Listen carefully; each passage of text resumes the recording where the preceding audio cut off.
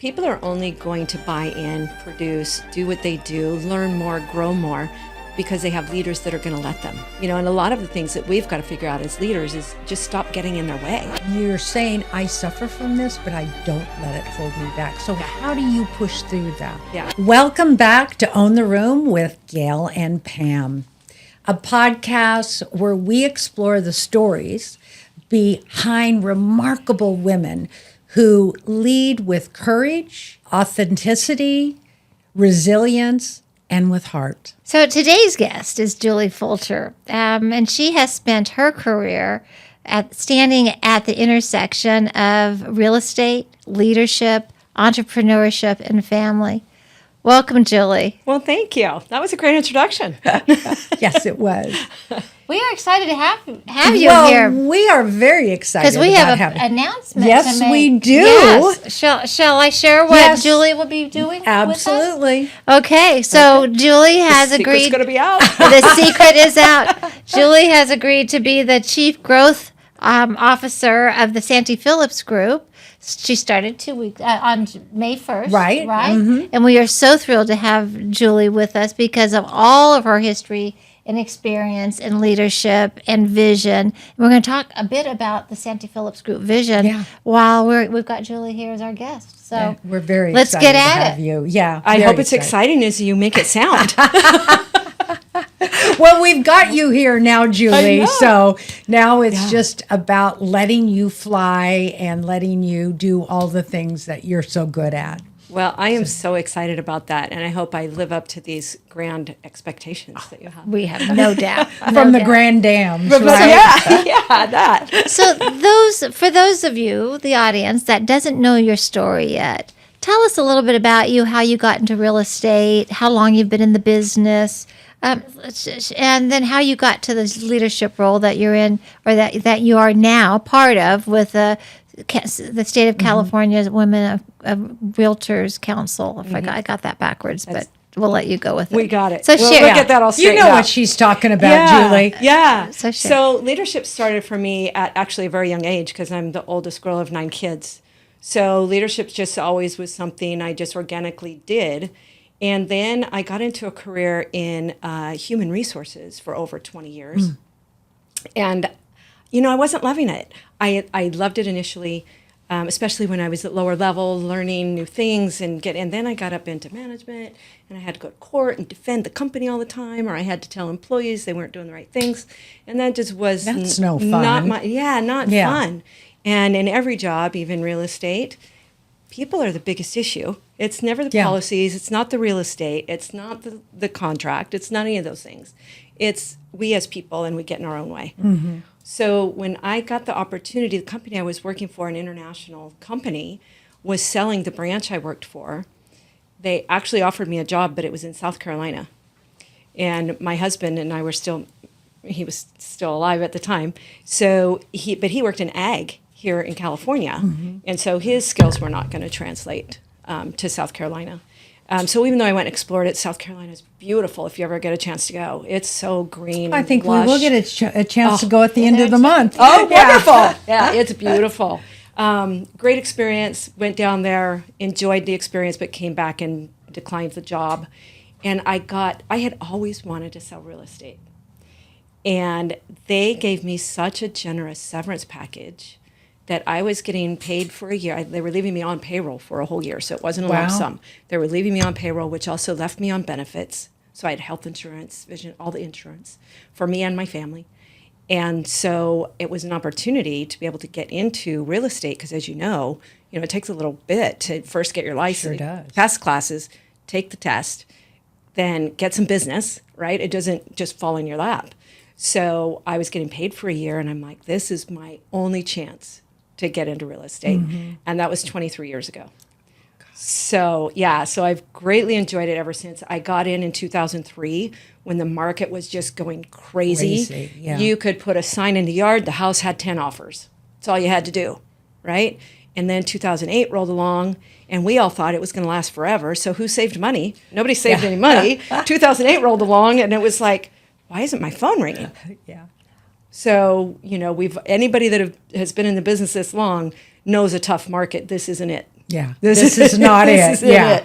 I completely agree with you. Right? This Yeah. is different, but it's not the death of real estate the way Yeah. it was in 2008. And so during that time, I had just come from this long career in human resources where I was, integrated in the workplace with everybody that I worked with. I had, you had work friends, you went to happy hour after lunch, you had company picnics, you had all the things. Mm-hmm. I left that and got really busy. Well, then when it wasn't, I was like, wow, my whole life has changed, right? There's no work friends anymore because at that time we looked at each other as competition. Right. It was so different. It was so different. You didn't tell anybody what you were doing. You didn't spend time with your competition. So I had to change my whole life. And then a few years later, luckily as it always does, the economy recovered, everybody's busy again. And we built a Women's Council of Realtors network in Fresno. And great lady named Sabrina Brown tapped me on the shoulder and said, "You've got to join because you're going to be our next president-elect." And I'm like, oh, well, I guess I better join because I don't even know what it is. So I joined. I went to my first Ledge Day in Sacramento as a member, not on the board, self-paid, went, checked it out, loved it. And I've been a member ever since. That was in 2017. And now I'm actually currently first vice president for state of California. I was just elected president-elect. So I will be president for Women's Council California in 2028. Wow. Yeah. What big kudos for you and for Fresno. And, Yeah. I mean, representing the state. I mean, that's quite an accomplishment. It is a great accomplishment. And as you learn more about Women's Council and its history, even though Fresno is very new and just started, we do have a great legacy of leadership here in Fresno in Women's Council. Mm-hmm. So the president, when I went to my first meeting that year, it was Teresa Wilson that's just up, in Bass Lake. Oh, yes. So she was part of our network. Then Sabrina Brown has been state president and now me. So in the short time we've had Women's Council in Fresno, we've had 3 presidents. That's quite significant. And I know Teresa really well. Love her. And I do too. And I never knew that she was a past president. Yeah. Women's Council president. She's Why fantastic. do we, out of naivete perhaps, why do we need a women's council? Oh, gosh. Well, I don't want to get too deep into the history, but it started in 1938 when women were trying to sell real estate and they weren't allowed to get paid. What? You could not get paid to sell real estate as a woman in 1938. Not only could you not get paid, you couldn't join the association. Oh, my gosh. So women that were selling real estate were getting paid in chickens, a cake. Thank you. Really? We could not join. So we did not have a seat at the table. We did not have a seat. So about 18 women from across the country started talking with each other. And communication wasn't even that easy back then, right? It wasn't like you just picked up the phone wherever you were. Right. That was attached to a big wall on a big desk in the house if you had one. Uh-huh. And they met and pushed the National Association of Realtors that year to recognize them as an association. And it took a couple tries. National didn't accept them on the first try. I think it was the third try that they finally went to the National Association meeting as a group. They allowed them to pay to get in. They took their money. Yeah. So they could get in there. But it took them a while to get to have a meeting and create this association that allowed women to sell real estate and get paid and recognized as professionals. And so when they did that, they then were able to start spreading the word around the country that women could do this as a profession and actually make a living. Just from a historical standpoint, it wasn't that many years earlier that women got the right to vote. Yes. Right? We have been cut out for a long time. We have been, this is not new. We didn't get the right to vote until the early 1900s now, nor the ability to earn a living as a career. And we have some very seasoned members of Women's Council, and one of my favorite, her name's Alexis Boland. She's in Florida, and she tells the greatest stories. And she started out in real estate up in New Jersey or New York. She now lives in Pensacola, Florida. But when she divorced and left, she couldn't take anything. because even then, and this is only in her lifetime, she's 70 now, so just in her lifetime, which isn't all the way back to 1938, she could not buy a car without a husband signing for the car. She could not buy a house without a husband signing for the mortgage. She couldn't rent a home without all kinds of history.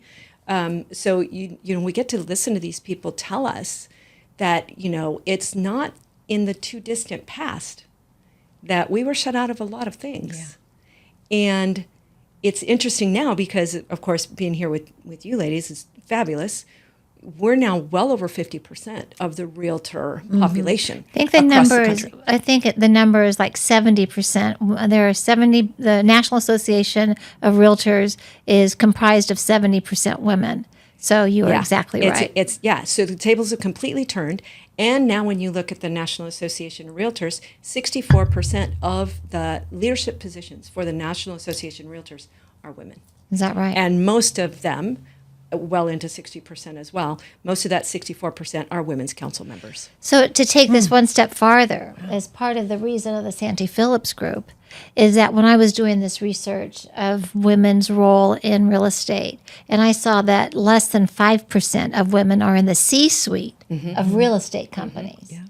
Pam and I said, well, we're going to change that. We're going to change that. So here we are. Here we are. With an all-woman leadership team running the Santy Phillips Group. And, of course, we've had some success with that. Great success. Yeah. Don't be so humble. This is a place you can brag. Well, thank you. Thank you. Yeah. Thank you. You should tell that big honor you just received. Yeah, being in announced. being in the top 20 the mega teams for Real Broker, which is comprised of about 34,000 agents. Our team is number 16 or 14 in units and number 19 in volume sold for the first quarter of 2026. And phenomenal. And it is because of our agents. It is truly been a blessing working with them. So it is in their honor that we sit here today. Yeah. Well, and I think that has a lot to do with you as leaders, though, right? People are only going to buy in, produce, do what they do, learn more, grow more, because they have leaders that are going to let them. And a lot of the things that we've got to figure out as leaders is just stop getting in their way.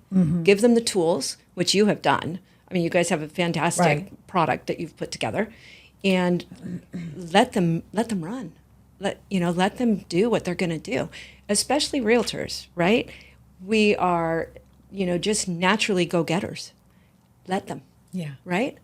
So you have a new role here. You're still continuing in your role as a realtor. Yeah. You do represent clients at a very high level and very successfully.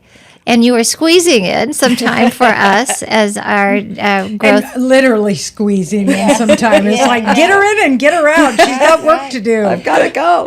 And we've had some talk about where we see our company growing and having you as a partner as part of that growth.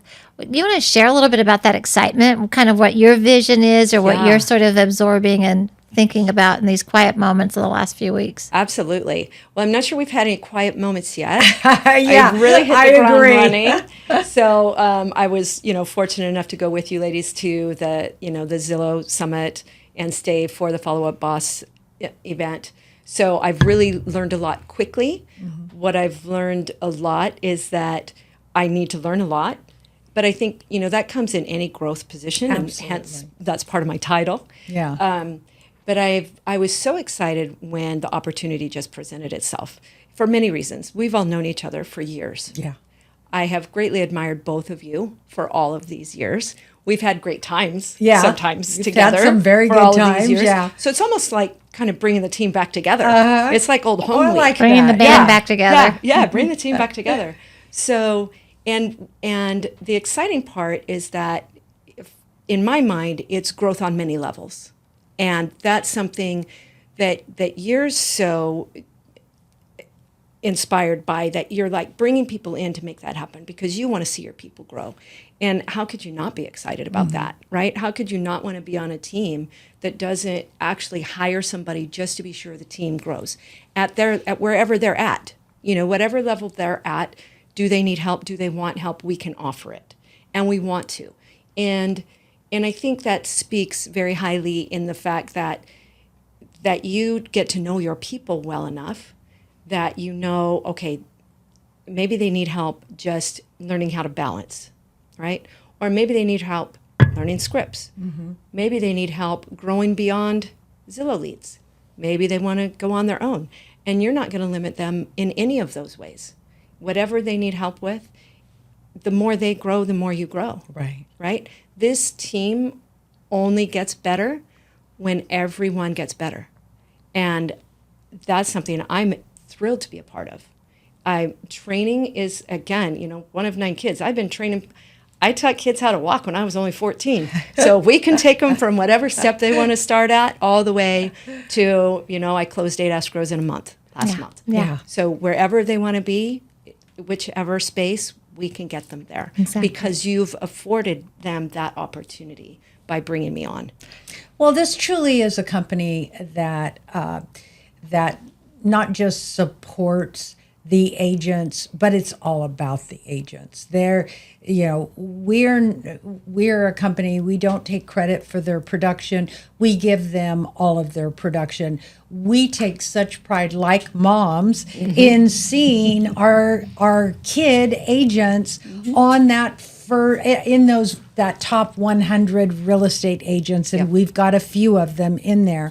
And so teaching them to be able to go from never even owning a home, ever buying a home, to being that trusted advisor who helps somebody accomplish the American dream. Right. And for them to get full credit for doing that, I think is something that really has set us apart. There's a lot of teams, and not just in Fresno, all over, where the leaders of the team take credit for all of the production. And we don't do that. We think it's very important that everything is about the agents. Yeah, we compensate them higher than most teams, and so we recognize their worth and their value. Right. And from that recognition, that we see who they are, and we want to keep them in our world. And we are a big tent company. So no matter where an agent comes to us, if it's a brand new agent that's wants to learn how to be a real estate agent at a high level, we are here to support that. If it's an agent that has been a successful agent and had a career in real estate, but maybe economics changed, 2009 took them out of the business, and they went and got another kind of a job, and now they're wanting to re-enter back into real estate. We call those the broken wing agents, that we come in, we take them in, we get them comfortable with the new technology, and then relaunch them again so that they can find success. So to the very experienced agent like yourself, who now can come in and help grow a business in addition to all the leadership roles and hats that you wear, because you've got them all spinning at the same time. Which is very exciting. I think it's very exciting, and just like you were saying, because people can stay here if they want. The comfort of knowing those leads are available, knowing that you're here in the office to give guidance, knowing that they have a coach if they want it, all the way off to launching them onto their own. The great thing, with Real as the blanket, people used to be, if they were having to move out of the area or leave somewhere else, they'd have to go find another broker, or they'd have to go do something else. You don't even have to leave Real. Right. If you decide that you're going to move to Utah, go ahead. Yeah. Now you have a coach in Utah. Right. Yeah. That was one of the things I was just talking with Connor about, our production and director. He's the room earlier today. Is that as I looked at all the traditional brokerages, brick and mortar brokerages here in Fresno, when Pam and I were designing this company in those early days, knowing that we were going to create a team. Now, we did think the team would be smaller, more like 10 people perhaps, not 60 or 70 where we are today. But we knew we needed a platform that didn't exist in Fresno before, that we were aware of. A traditional broker, the brick and mortar brokers that were here support real estate agents. Real Broker supports entrepreneurs. And so it was a very different sort of a platform that we could launch this company and give realtors that join our team, opportunities like in stock, opportunities in passive income, all sorts of things that they could evolve into education. That we have Real Academy, so many things that an agent can become, and the sky's the limit. They're life-changing things. Yes. And it is It is life They changing. are life-changing things that, previous, as we've both all been in this business for a long time, there wasn't a path to retirement for realtors. No.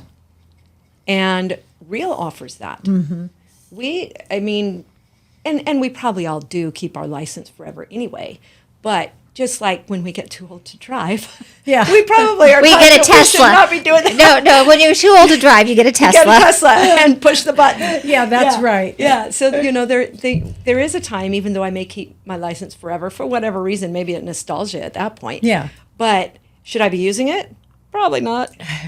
But but I have it. And I can still get my passive income from Real as a result. Right. So I can be 90 and never, buy another house or help anybody buy or sell another house and still be getting a check. And that's something realtors just never knew how to retire before. Right. You had to somehow find a way to sell your book of business and hope it was valuable enough that somebody would pay you enough to be able to go retire. I don't know anybody's book of business is that big. No. So this is... Real just really changed the way real estate is done at the brokerage level. Yeah, I think that the whole landscape of real estate has changed tremendously, at least for realtors. I'm not,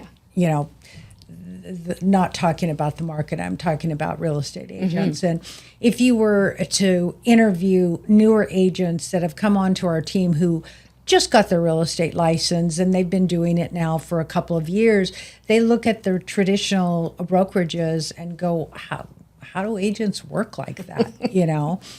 How do they pay all those fees? Right. How do they, get treated like employees? Yeah. That's one thing. And we do not. We treat our agents like they're independent contractors. So we've been in it long enough to see some very positive changes. Like we started this podcast off talking about how far women have come. Now, I have known you for a long time. You and I both worked together at another agency many years ago. And your path has not been an easy one. You were married, and then something happened with your husband, and you were a single mom. Tell us about that road for you. Yeah. So it is different, right? So because and I tell this to people that I did some counseling with women who became single moms, and then the difference between being a single mom and an only mom, you just don't know it until you have to know it. Right? So, because I have been, my oldest kids have a different father. He's still alive. They have a great relationship. He's a wonderful man. He's a good father. But he was in Idaho. We were here. So I was a single mom. And so I thought I knew all about how to manage that.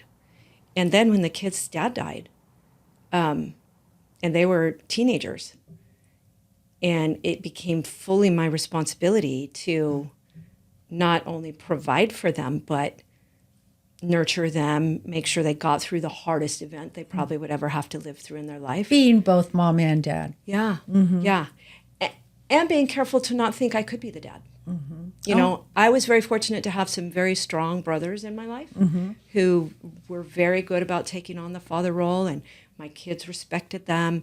He had kids my kids' age, so we were together a lot. It took a lot of family togetherness, but ups and downs in the market, trying to be constantly having to produce, right? Because I was the only income, and and I tell people this amount of pressure. It is. Yeah. And he was really good at something. Like, he was the one who was always checking the online report cards, making sure the kids were turning in homework and all that stuff. I was the parent that was making sure they got to the baseball practice and the soccer practice, and making sure that, that we had the new shoes were, I was doing that part. So between us, we were one really good parent. Yeah. And then he was gone. And I was like, do I figure out a way to pick up this slack, or how does, so there's a lot to navigate. And then, as you know, real estate is not your traditional hours.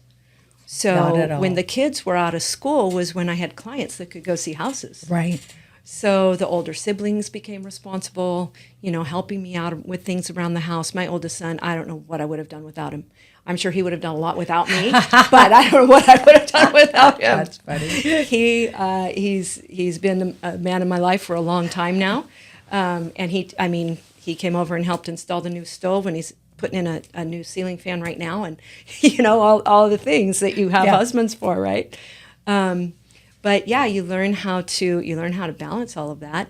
And during that time, of course, especially as a woman, as a mom, you're always struggling with, am I doing enough? Mm-hmm. Are they getting what they need? Are my clients, am I going to make enough money? I've got to see these clients, and then my kids get cut short. So, you're always guilt tripping yourself, right. First of all. Always. And plus I grew up Catholic, so the guilt just lives in you. So, but then, all the time, am I getting it right? Am I doing enough? Right. Is there enough time in the day to do enough? And I think I got that answer about 5 years ago when my son became a realtor. Mm. Yeah, there you go. So family business. Yeah, so I'm hoping it'll remain family. He loves it. He absolutely loves the industry. He loves what we do, and he's so good. He's such a conscientious guy that he just communication. He is the ultimate communicator with his clients. He's great. So I hope I taught him that. I think that's where he got it. Uh-huh. Role model. I think he's a better agent than I am, but I've gone on to helping them grow. Yeah. Yeah, that's part of your character. You're a very nurturing person, definitely. Thank you. Yeah. I hope so. I think my siblings would say so. Well, I would think so. I don't know if my kids have a full appreciation of it yet. But your siblings do. My siblings are all like, I don't know how we'd have grown up without you. Well, yeah, being the oldest of 9 kids, there's a lot of skill learning that goes along with that. Yeah. Yeah. You talk about failing forward. Yeah. Oh, gosh. There were things, those poor kids, I don't know. But I'm not even going to go down that road. Pitchfork fights and knives. And Oh, my goodness. How did you ever survive?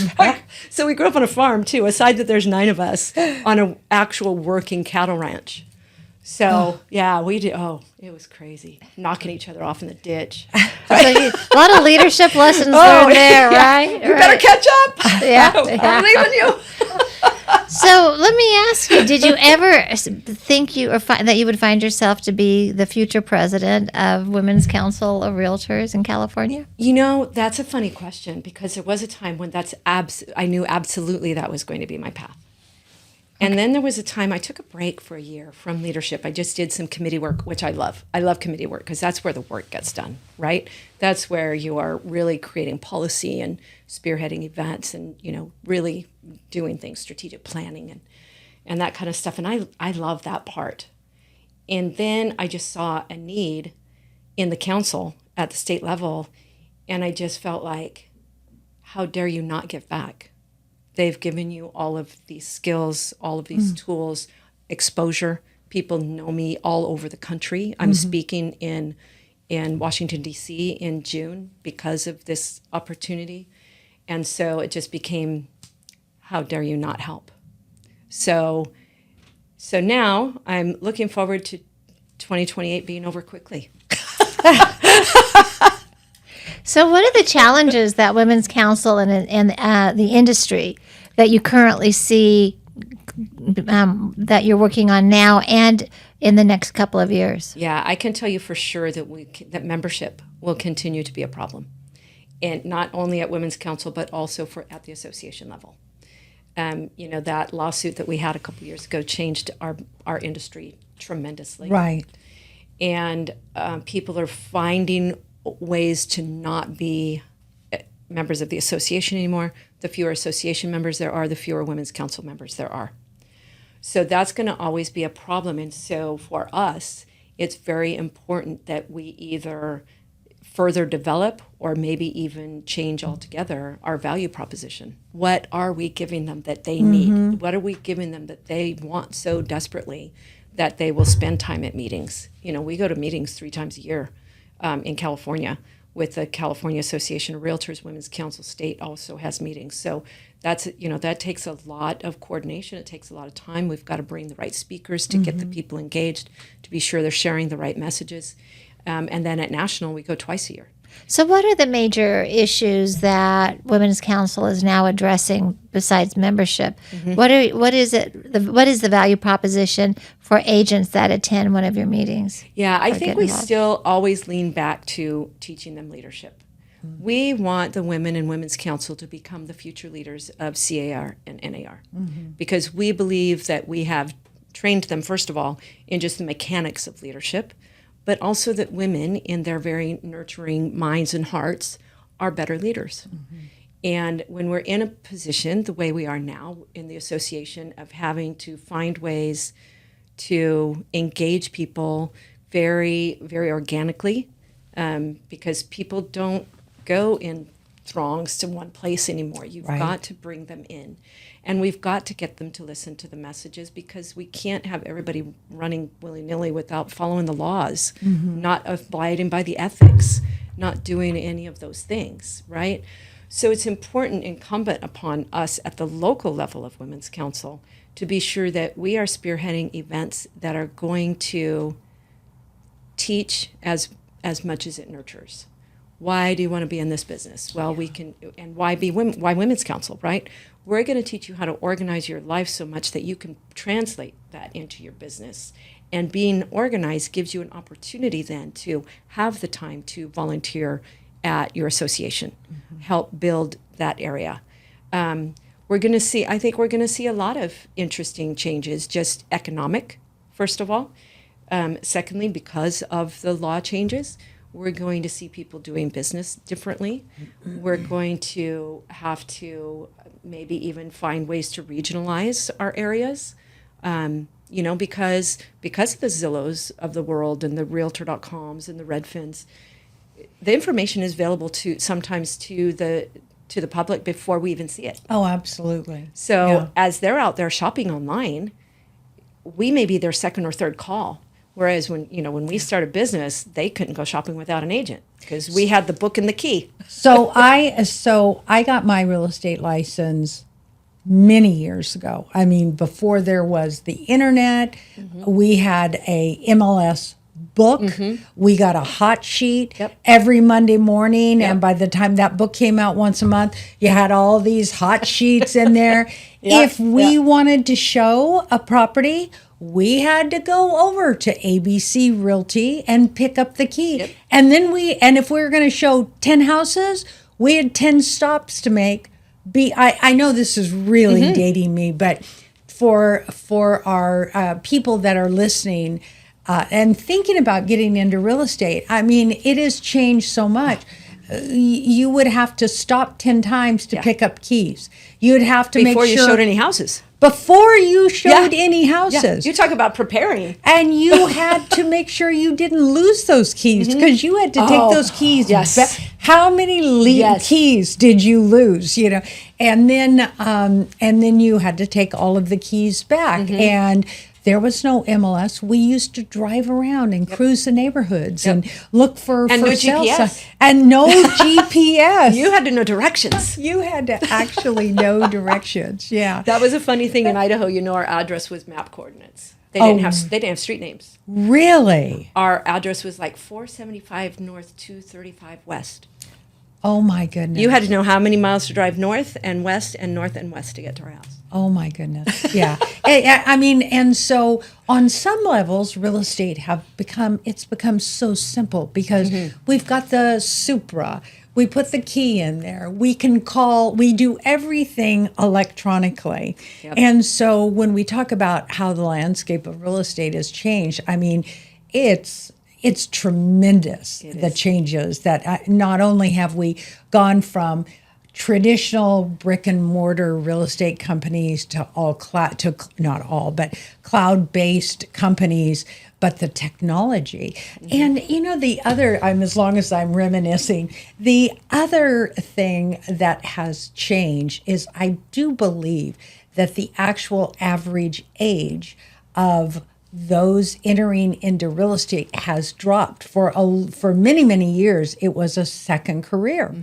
And they would, you would work for the telephone company for 30 years, and then you would retire and go into real estate. Right. But now you have to have such a working knowledge of computers, technology in general, that, if and of course, who's not up on those things anymore? Me. Yeah. That is a struggle for people our age. It right? is. It really Very is. much a The struggle is Yeah. real, and that for us to stay relevant, we have to force ourselves, whether we want to or not. We Yes. have to force ourselves to learn ChatGPT and Claude, and there's so many other programs and platforms that I was just talking to some of you here that. The next position I think that we need to add to this company is a technologist, because we are not of an age where we easily adapt to that or adopt that. So we need someone to show us the path. Doesn't mean we should get out of the business. It just means that we need some extra help. Well, the key there is that we're willing to learn. Yes. We're willing to get uncomfortable and learn Gayle has been phenomenal with AI. So how do you see AI has changed our business? Oh gosh, And how many ways? well, it's right? I can't even put a handle on that, and now there's so many, right? We were so many options. Even just today when I entered a new listing, I went to ChatGPT to write the description of the house. Oh yeah. And which is agents are doing that. And now it's about how do we get agents, now that we've started them in that part of getting comfortable with AI, but what's the next phase or steps that they can use? Because the consumer is going to go to Chat or Claude or Gemini and say, I'm looking for a house, or show me a house with 4 bedrooms, 3 baths that feeds into Valley Oak Elementary School under $700,000. Absolutely. And then Chat is going to spit out every one of those houses. Yes. And in agents, the rest of us are going to be waiting for that phone call that says, I want to see this house, and this house. And we become reactive rather than proactive. Right. So our value has to change from maybe identifying the houses. We need to know the inventory. We've talked about that in this office, about going out and caravanning, knowing what the insides of those houses look like, not just the addresses, right? Right. So it's us being able to use AI and adapt. One of the things that my favorite thing currently about AI is that I drive a Tesla. Pam does too. And when I go and I'm going to go show properties, it will somehow, the showing time will sync with my calendar. I get in my car, and because I already have appointments set up through showing time, that goes onto my calendar, my Gmail calendar, that then feeds into my Tesla, and I just have to start self-driving, and it automatically goes to the first house at that first appointment. It's amazing. I go show the house, I get back in the car, and the next directions are already on that car. I never touched it. I love it. It just goes all the way through from one to the other to the other.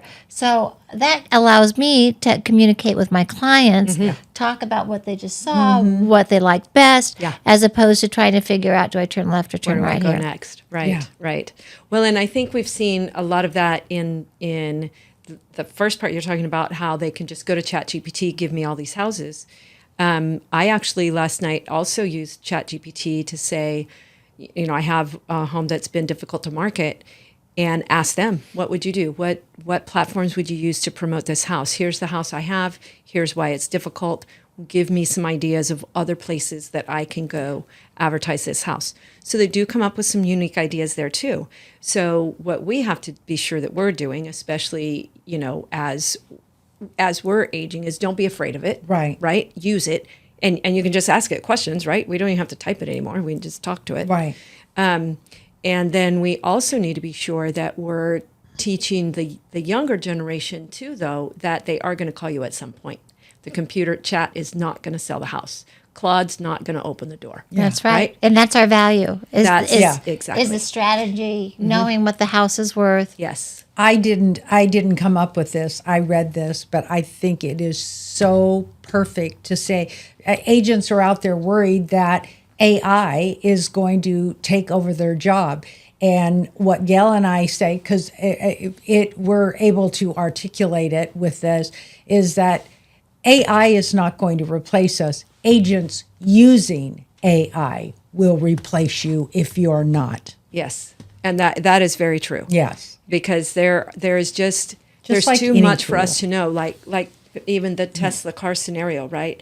If they're telling me where I can go, that's the AI piece. Now I'm interacting with my client instead. Yeah. And that's where we're valuable. That's where because we're no matter valuable. what houses AI found them, is that going to be the house they buy? Probably not.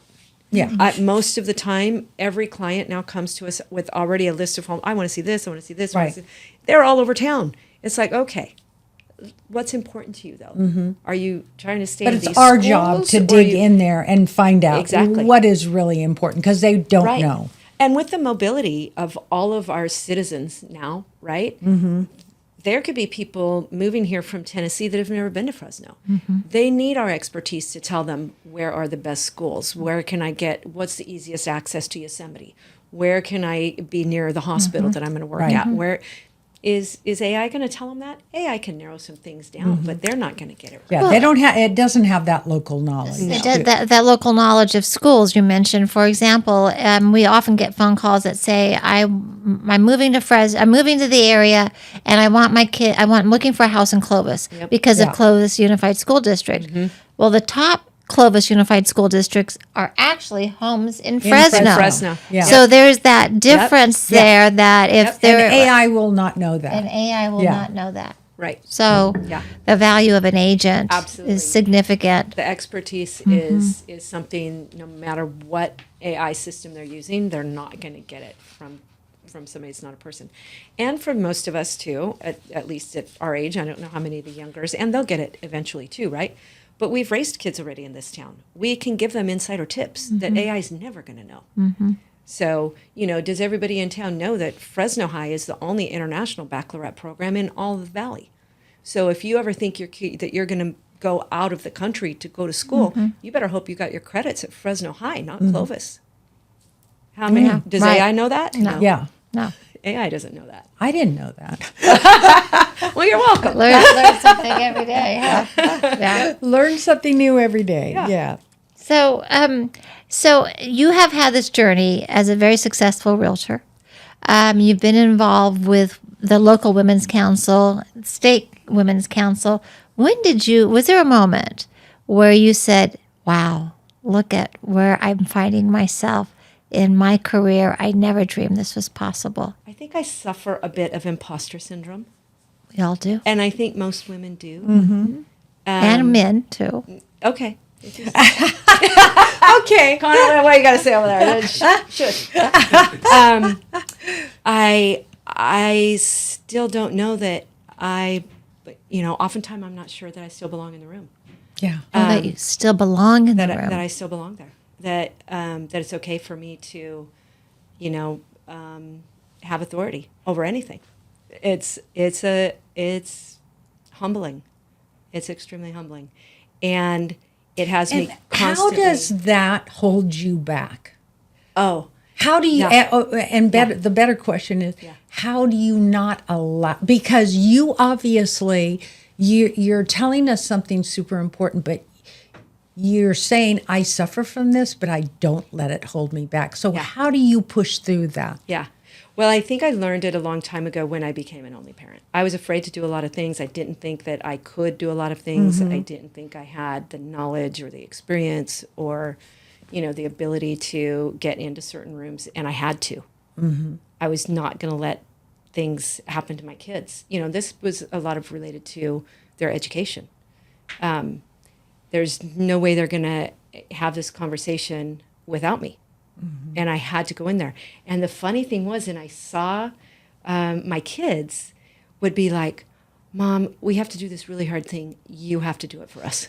And I'm like, I didn't think I did really hard things. I thought I was kind of a chicken. But they didn't see that. So apparently I was doing it. Yes. Without even my knowledge, really. It was happening. And then I finally realized that it's like, some things happened because I was brave enough to do it. And so I have to keep being brave enough to do it, whatever the circumstances are. And if that becomes, hopefully a stepping stone for other people in this area, women, real estate, Fresno, whatever it is, I would be happy to be that stepping stone for them. I want to be sure. I believe that we should always leave doors open. I'm not going to drag people through them. If they don't want to come, they don't want to come. Right. But that door is always going to be open. And if you want to come see me on the other side, then let's go. Let's go have a conversation. Because I'm not going back through that I'm door. not going back. You need to come through the door. Yep. I love that, Julie. You've got to come through. Yeah. What other challenges do you see that women, because that's what we've been talking about, that women in real estate face today? Well, like it or not, there's still times when we get talked down to. I can tell you that even as long as I've been in this business, I've had some male realtors call and feel it's necessary for them to spout their resume at me because they've done more, they know more, and how dare you ask if we're going to do this? Are you serious? Are we still having this conversation 23 years later? Yeah. You got to be kidding me. So we still deal with that a little bit. And I do think that unfortunately there are a lot of women like me who feel they don't belong yet. And we've got to be sure that we still keep, coaching them, pushing them when they're ready.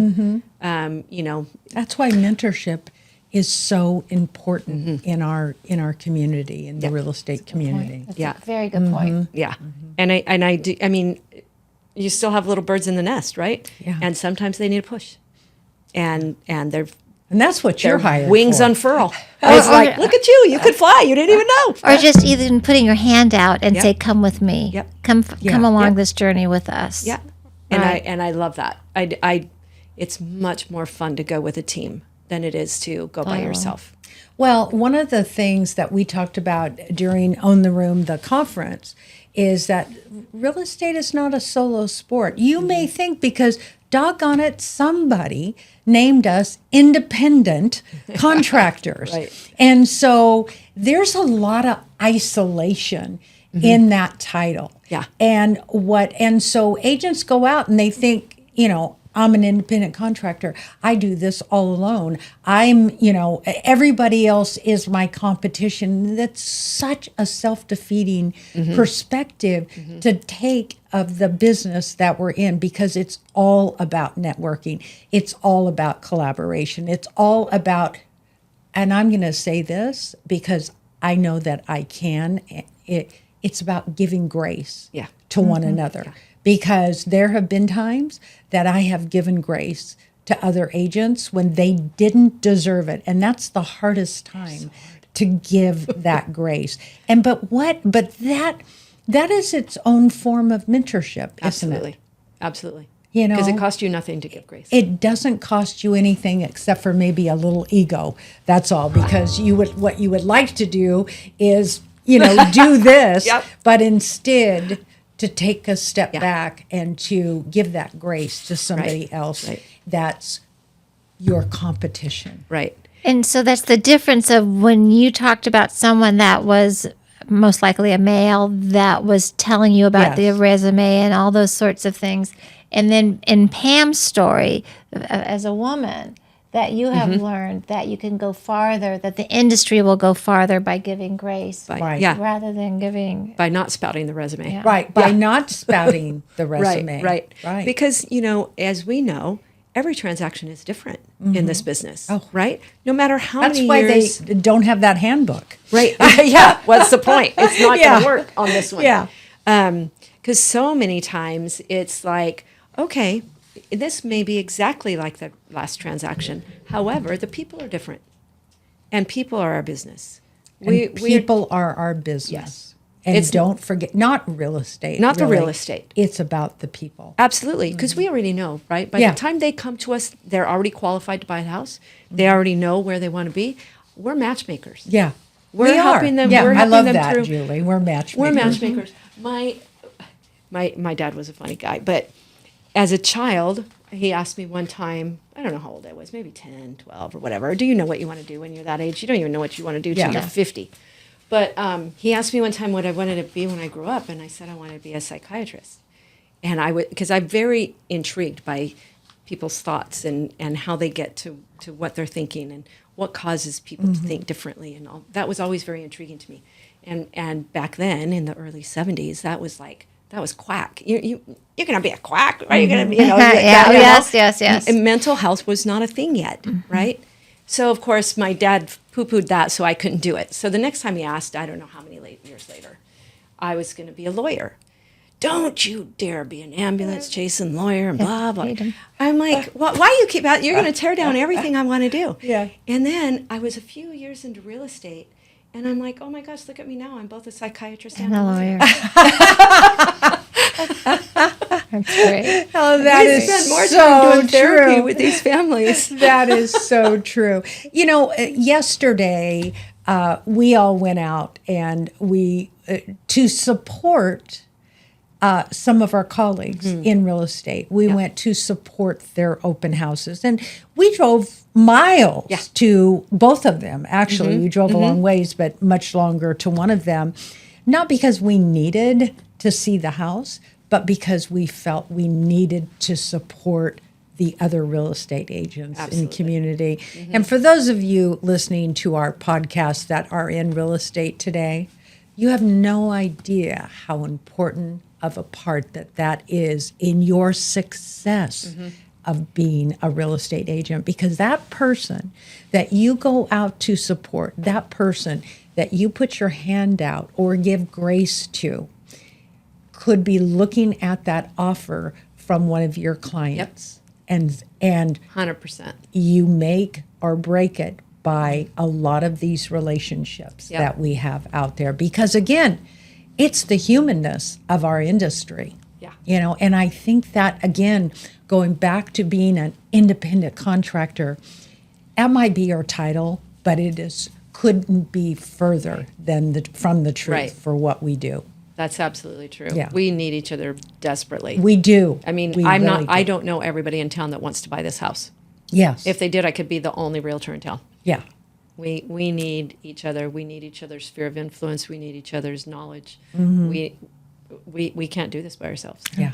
So otherwise, it'd be a lonely sport. It would be. I don't think I'd do it. Absolutely would be. I don't think I would be doing it. I wouldn't like it. I wouldn't like it. So we know you have places to go, but we want to thank you for joining us today on our team at the Santy Phillips Group. We are so excited to have you here as part of the Own the Room community. That we'll be seeing more of you involved with Own the Room, which I'm super excited about. Oh, absolutely. Yeah.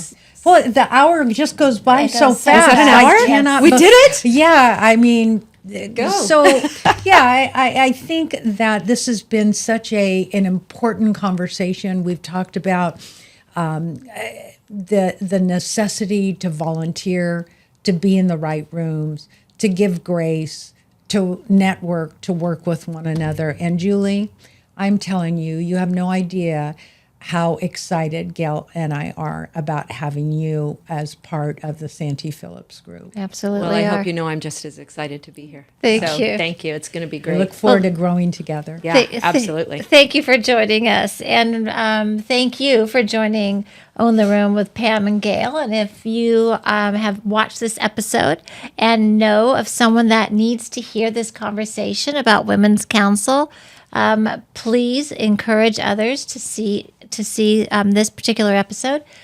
Subscribe, like, and share this. And we'll see you next time at Own the Room. Bye-bye.